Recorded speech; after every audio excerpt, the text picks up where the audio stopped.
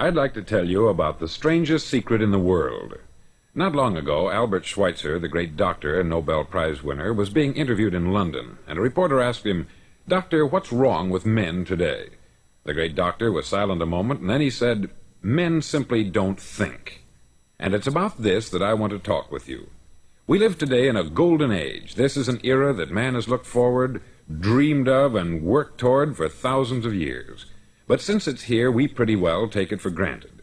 We in America are particularly fortunate to live in the richest land that ever existed on the face of the earth, a land of abundant opportunity for everyone. But do you know what happens? Let's take 100 men who start even at the age of 25. Do you have any idea what will happen to those men by the time they're 65? These 100 men who all start even at the age of 25 believe they're going to be successful. If you asked any one of these men if he wanted to be a success, he'd tell you that he did. And you'd notice that he was eager toward life, that there was a certain sparkle to his eye, an erectness to his carriage, and life seemed like a pretty interesting adventure to him. But by the time they're 65, 1 will be rich, 4 will be financially independent, 5 will still be working, 54 will be broke. Now think a moment. Out of the 100, only 5 make the grade. Why do so many fail? What has happened to the sparkle that was there when they were 25? What's become of the dreams, the hopes, the plans? And why is there such a large disparity between what these men intended to do and what they actually accomplished? When we say about 5% achieve success, we have to define success. And here's the definition. Success is the progressive realization of a worthy ideal. If a man is working toward a predetermined goal and knows where he's going, that man is a success. If he's not doing that, he's a failure. Success is the progressive realization of a worthy ideal. Rollo May, the distinguished psychiatrist, wrote a wonderful book called Man's Search for Himself. And in this book he says, the opposite of courage in our society is not cowardice, it is conformity. And there you have the trouble today. It's conformity. People acting like everyone else, without knowing why, without knowing where they're going. Now think of it. In America right now, there are over 14 million people 65 years of age and over, and about 13 million of these 14 million are broke. They're dependent on someone else for life's necessities. Now, we learn to read by the time we're 7. We learn to make a living by the time we're 25. Usually, by that time, we're not only making a living, we're supporting a family. And yet, by the time we're 65, we haven't learned how to become financially independent in the richest land that has ever been known. Why? We conform. And the trouble is that we're acting like the wrong percentage group, the 95% who don't succeed. Now, why do these people conform? Well, they don't know, really. These people believe that their lives are shaped by circumstances, by things that happen to them, by exterior forces. They're outer-directed people. A survey was made one time that covered a lot of men, working men, and these men were asked this question. Why do you work? Why do you get up in the morning? 19 out of 20 had no idea. If you ask them, they'll say, everyone goes to work in the morning. And that's the reason they do it, because everyone else is doing it. Now let's get back to our definition of success. Who succeeds? The only man who succeeds is the man who is progressively realizing a worthy ideal. He's the man who says, I'm going to become this, and then begins to work toward that goal. I'll tell you who the successful people are. A success is the school teacher who's teaching school because that's what she wanted to do. The success is the woman who's a wife and mother because she wanted to become a wife and mother and is doing a good job of it. The success is the man who runs the corner gas station because that's what he wanted to do. The success is the successful salesman who wants to become a top-notch salesman and grow and build with his organization. A success is anyone who is doing deliberately a predetermined job because that's what he decided to do deliberately. But only 1 out of 20 does that. That's why today there isn't really any competition, unless we make it for ourselves. Instead of competing, all we have to do is create. Now, for 20 years, I looked for the key which would determine what would happen to a human being. Was there a key I wanted to know which would make the future a promise that we could foretell to a large extent?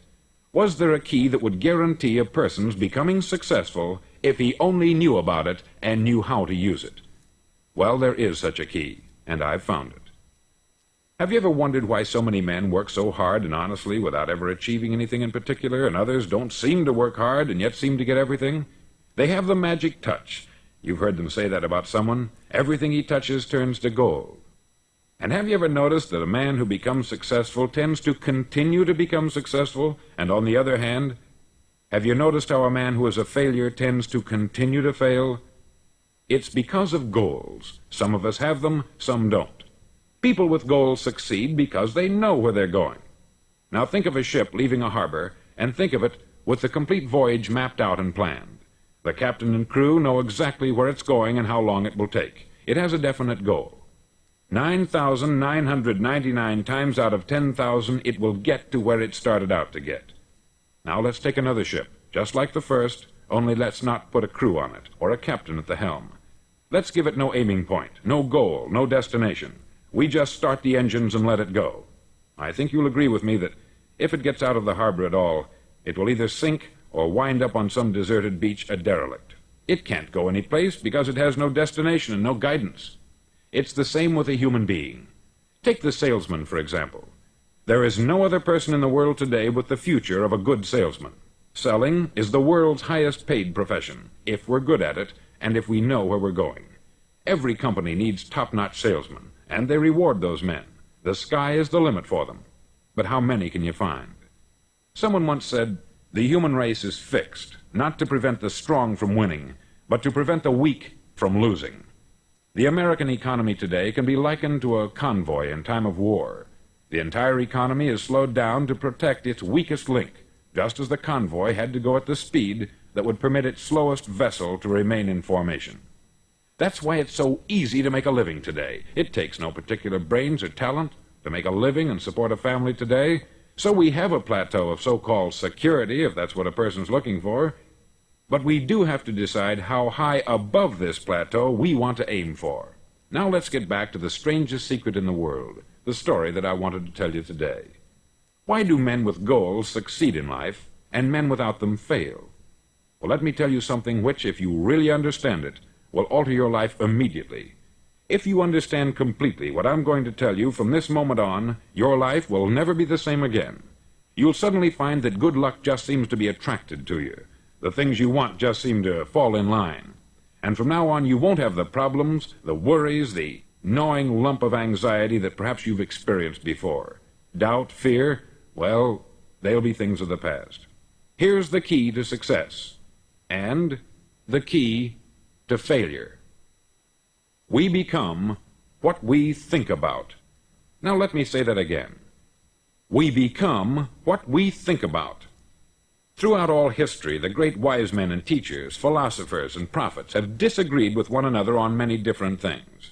It is only on this one point that they are in complete and unanimous agreement. Listen to what Marcus Aurelius, the great Roman emperor, said. He said, "A man's life is what his thoughts make of it." Disraeli said this, "Everything comes if a man will only wait. I have brought myself by long meditation to the conviction that a human being with a settled purpose must accomplish it, and that nothing can resist a will that will stake even existence for its fulfillment." Ralph Waldo Emerson said this, "A man is what he thinks about all day long." William James said, "The greatest discovery of my generation is that human beings can alter their lives by altering their attitudes of mind." And he also said, "We need only in cold blood act as if the thing in question were real, and it will become infallibly real by growing into such a connection with our life that it will become real. It will become so knit with habit and emotion that our interest in it will be those which characterize belief." He also said this, "If you only care enough for a result, you will almost certainly attain it. If you wish to be rich, you will be rich. If you wish to be learned, you will be learned. If you wish to be good, you will be good. Only you must then really wish these things, and wish them exclusively, and not wish at the same time 100 other incompatible things just as strongly." In the Bible you read, in Mark 9:23, "If thou canst believe, all things are possible to him that believeth." Dr. Norman Vincent Peale said this, "This is one of the greatest laws in the universe. Fervently do I wish I had discovered it as a very young man. It dawned upon me much later in life, and I've found it to be one of the greatest, if not my greatest discovery, outside of my relationship to God. And the great law, briefly and simply stated, is that if you think in negative terms, you'll get negative results. If you think in positive terms, you will achieve positive results. That is the simple fact which is at the basis of an astonishing law of prosperity and success. In 3 words, believe and succeed. William Shakespeare put it this way: "Our doubts are traitors, and make us lose the good we oft might win, by fearing to attempt." George Bernard Shaw said, "People are always blaming their circumstances for what they are. I don't believe in circumstances. The people who get on in this world are the people who get up and look for the circumstances they want, and if they can't find them, make them." Well, it's pretty apparent, isn't it?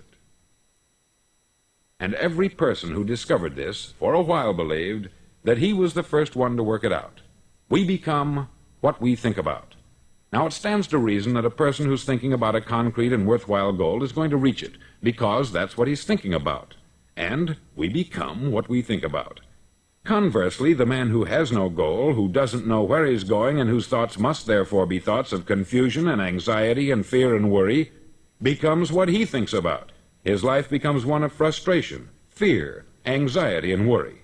And if he thinks about nothing, he becomes nothing. Now, how does it work? Why do we become what we think about? Well, I'll tell you how it works as far as we know. Now, to do this, I want to tell you about a situation that parallels the human mind. Suppose a farmer has some land, and it's good, fertile land. Now, the land gives the farmer a choice. He may plant in that land whatever he chooses. The land doesn't care. It's up to the farmer to make the decision. Now, remember, we're comparing the human mind with the land, because the mind, like the land, doesn't care what you plant in it. It will return what you plant, but it doesn't care what you plant. Now, let's say that the farmer has 2 seeds in his hand. One is a seed of corn, the other is nightshade, a deadly poison. He digs 2 little holes in the earth, and he plants both seeds, one corn, the other nightshade. He covers up the holes, waters, and takes care of the land, and what will happen? Invariably, the land will return what is planted. As it's written in the Bible, "As ye sow, so shall ye reap." Remember, the land doesn't care. It will return poison in just as wonderful abundance as it will corn. So up come the 2 plants, one corn, one poison. Now, the human mind is far more fertile, far more incredible and mysterious than the land, but it works the same way. It doesn't care what we plant. Success, failure. A concrete, worthwhile goal, or confusion, misunderstanding, fear, anxiety, and so on. But what we plant, it will return to us. You see, the human mind is the last great unexplored continent on the earth. It contains riches beyond our wildest dreams. It will return anything we want to plant. Now, you might say, well, if that's true, why don't people use their minds more? Well, I think they've figured out an answer to that, too. Our mind comes as standard equipment at birth. It's free, and things that are given to us for nothing we place little value on. Things that we pay money for, we value. The paradox is that exactly the reverse is true. Everything that's really worthwhile in life came to us free. Our mind, our soul, our body, our hopes, our dreams, our ambitions, our intelligence, our love of family and children and friends. All these priceless possessions are free, but the things that cost us money are actually very cheap and can be replaced at any time. A good man can be completely wiped out and make another fortune. He can do that several times. Even if our home burns down, we can rebuild it, but the things we got for nothing, we can never replace. The human mind isn't used merely because we take it for granted. Familiarity breeds contempt. It can do any kind of job we assign to it, but generally speaking, we use it for little jobs instead of big important ones. Universities have proved that most of us are operating on about 10% of our abilities. Decide now, what is it you want? Plant your goal in your mind. It's the most important decision you'll ever make in your entire life. Do you want to be an outstanding salesman, a better worker at your particular job? Do you want to go places in your company, in your community? All you've got to do is plant that seed in your mind. Care for it. Work steadily toward your goal, and it will become a reality. It not only will, there's no way that it cannot. You see, that is a law, like the laws of Sir Isaac Newton, the laws of gravity.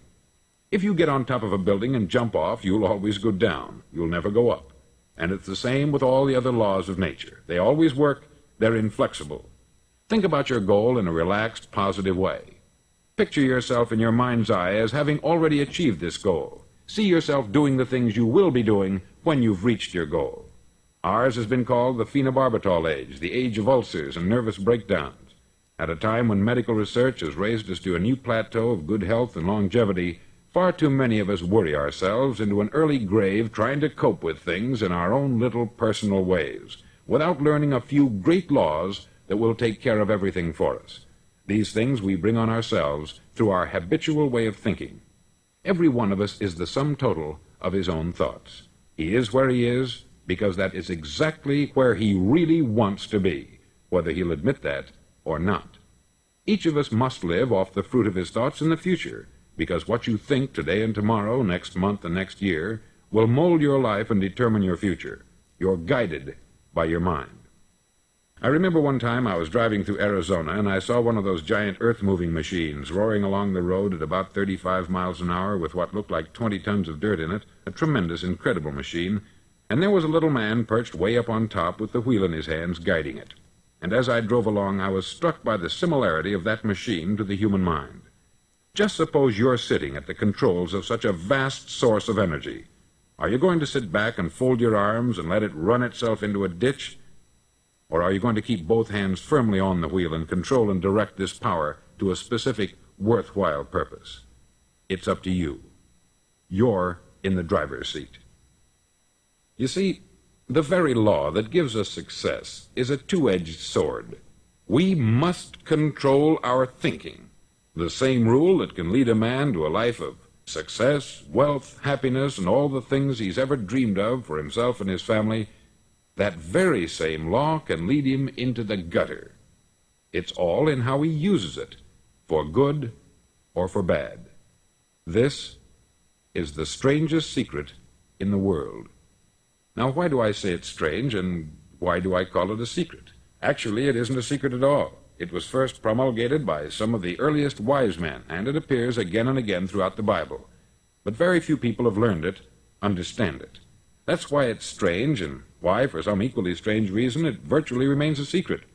I believe that you could go out and walk down the main street of your town and ask one man after another what the secret of success is, and you probably wouldn't run into one man in a month who could tell you. Now, this information is enormously valuable to us, if we really understand it and apply it.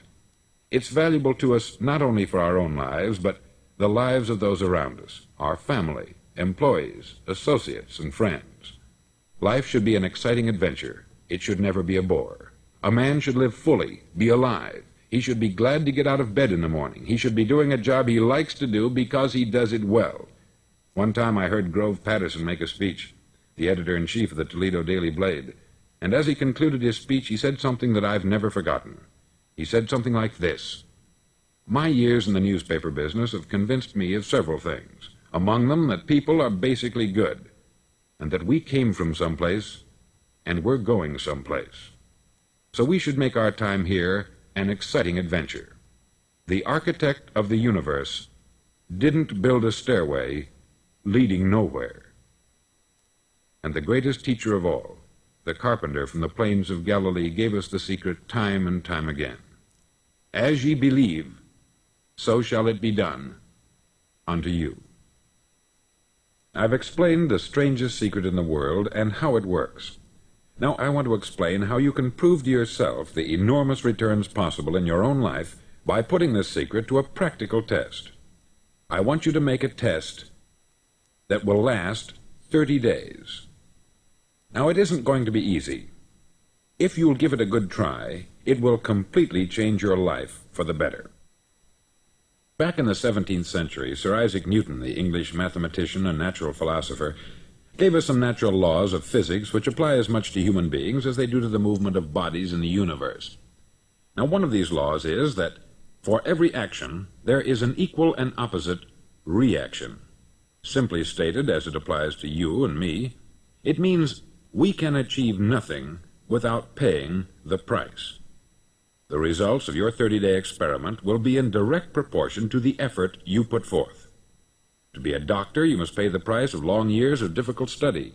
to be successful in selling, and remember that each of us succeeds to the extent of his ability to sell, selling our families on our ideas, selling education in schools, selling our children on the advantages of living the good and honest life, selling our associates and employees on the importance of being exceptional people, to, of course, the profession of selling itself.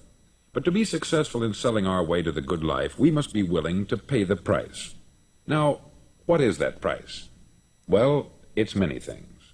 First, it's understanding emotionally, as well as intellectually, that we literally become what we think about, that we must control our thoughts if we're to control our lives. It's understanding fully that, as ye sow, so shall ye reap. Secondly, it's cutting away all the fetters from the mind and permitting it to soar as it was divinely designed to do. It's the realization that your limitations are self-imposed, and that the opportunities for you today are enormous beyond belief.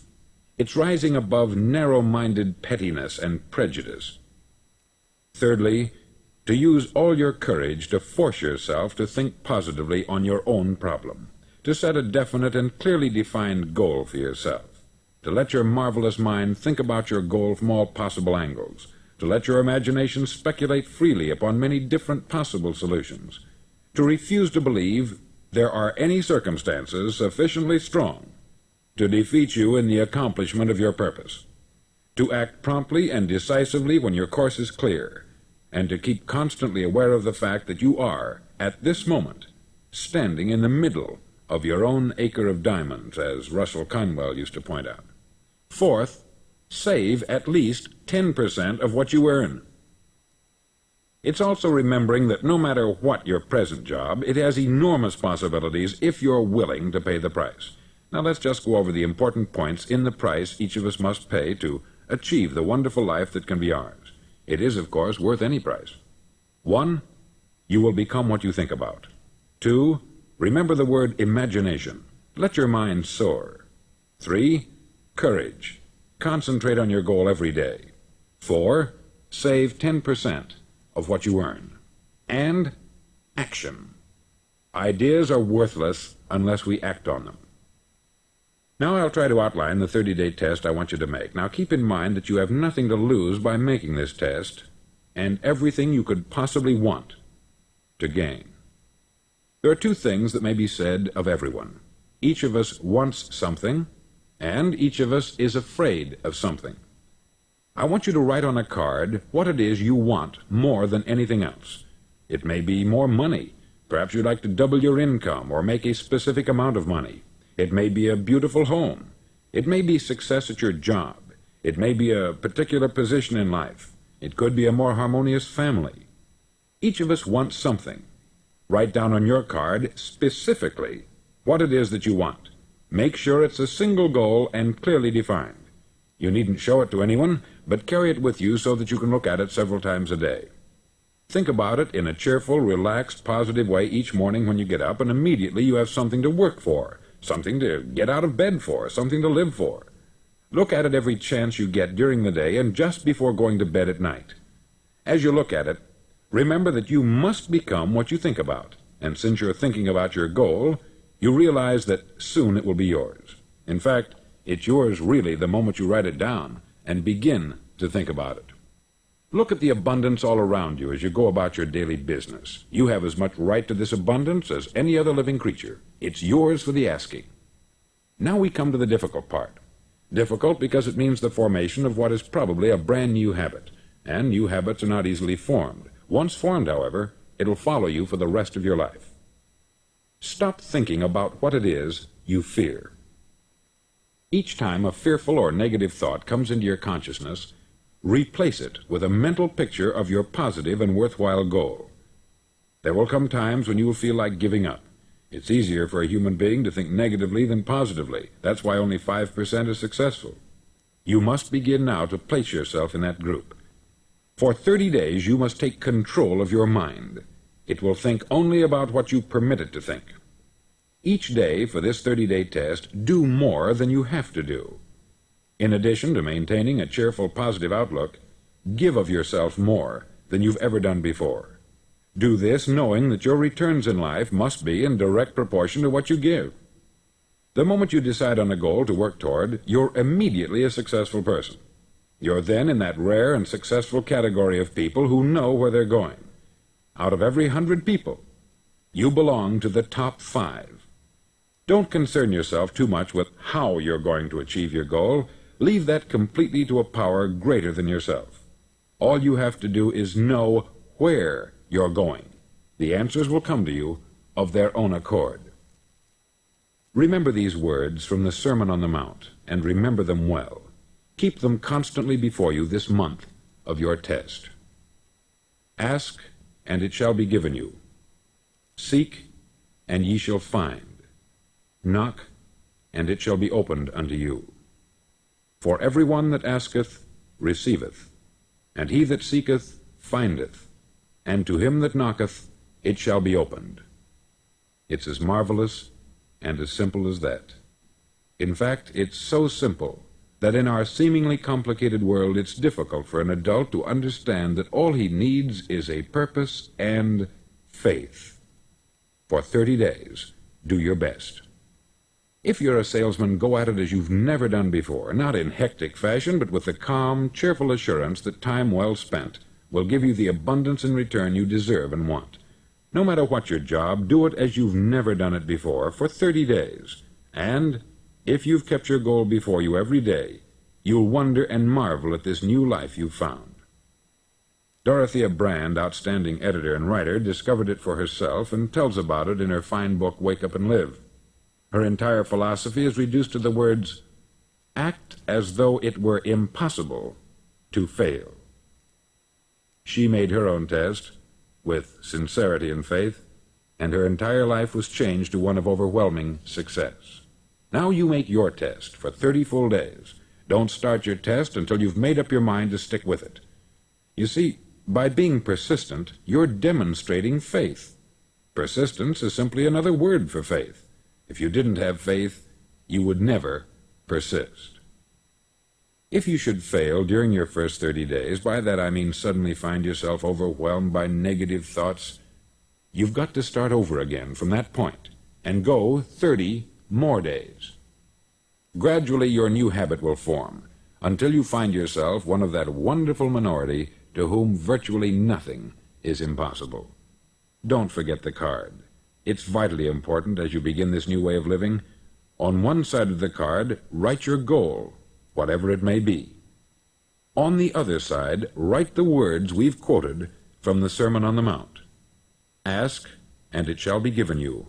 Seek, and ye shall find. Knock, and it shall be opened unto you. Nothing great was ever accomplished without inspiration. See that during these crucial first 30 days, your own inspiration is kept at a peak. Above all, don't worry. Worry brings fear, and fear is crippling. The only thing that can cause you to worry during your test is trying to do it all yourself. Know that all you have to do is hold your goal before you. Everything else will take care of itself. Remember also to keep calm and cheerful. Don't let petty things annoy you and get you off course. Now, since making this test is difficult, some may say, well, why should I bother? Well, look at the alternative. No one wants to be a failure. No one really wants to be a mediocre individual. No one wants a life constantly filled with worry, fear, and frustration. Therefore, remember that you must reap that which you sow. If you sow negative thoughts, your life will be filled with negative things. If you sow positive thoughts, your life will be cheerful, successful, and positive. Now, gradually, you will have a tendency to forget what you've heard on this record. Play it often. Keep reminding yourself of what you must do to form this new habit. Gather your whole family about and listen to what's been said here at regular intervals. You know, most men will tell you that they want to make money without understanding the law. The only people who make money work in the mint. The rest of us must earn money. This is what causes those who keep looking for something for nothing or a free ride to fail in life. The only way to earn money is by providing people with services or products which are needed and useful. We exchange our product or service for the other man's money. Therefore, the law is that our financial return will be in direct proportion to our service. Success is not the result of making money. Making money is the result of success. And success is in direct proportion to our service. Most people have this law backwards. They believe that you're successful if you earn a lot of money. The truth is that you can only earn money after you're successful. It's like the story of the man who sat in front of the stove and said to it, "Give me heat, and then I'll add the wood." How many men and women do you know, or do you suppose there are today, who take the same attitude toward life? There are millions. We've got to put the fuel in before we can expect heat. Likewise, we've got to be of service first before we can expect money. Don't concern yourself with the money. Be of service. Build, work, dream, create. Do this, and you'll find there's no limit to the prosperity and abundance that will come to you. Prosperity is founded upon a law of mutual exchange.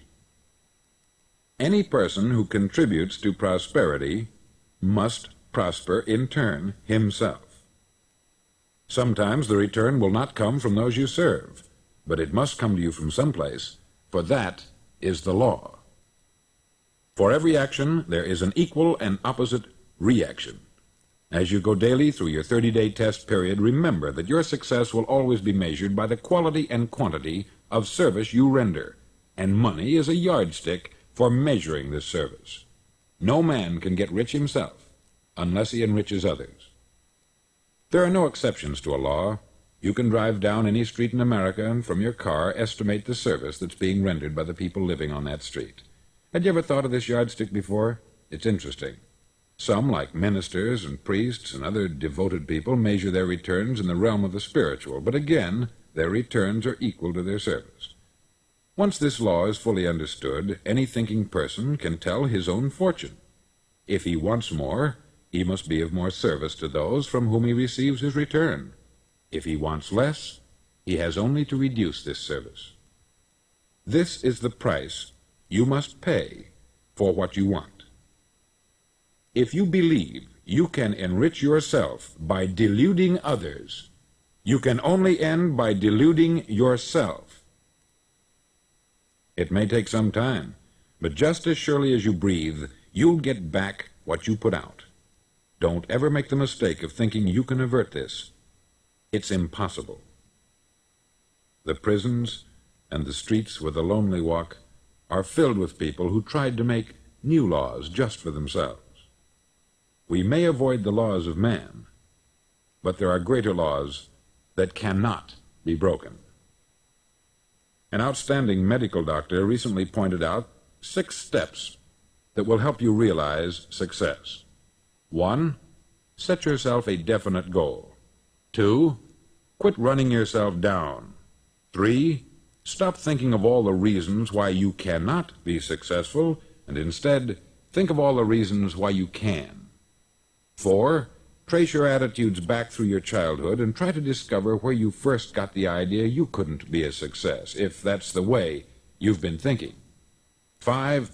Change the image you have of yourself by writing out a description of the person you would like to be. And 6, act the part of the successful person you have decided to become.